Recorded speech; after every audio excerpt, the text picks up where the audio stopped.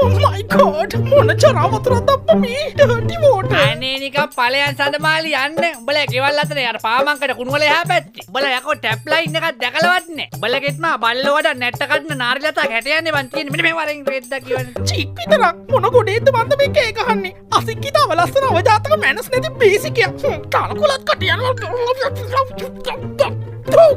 රහකුත් තියෙන හැබැයි ඉන්නමක මං ගොඩට යනකම් ඊට පස්සේ මගේ ට්‍රේඩින් කරන්න උගන්වන කෝටිපති බොයිෆ්‍රෙන්ඩ් කියලා මේ කුණු ඇල ක්ලීන් කරනවා නිකන් ස්විමින් පූල් එකක් වගේ. අනේ මේ වතුර ඉඳලා ඇඟත් කහනවා.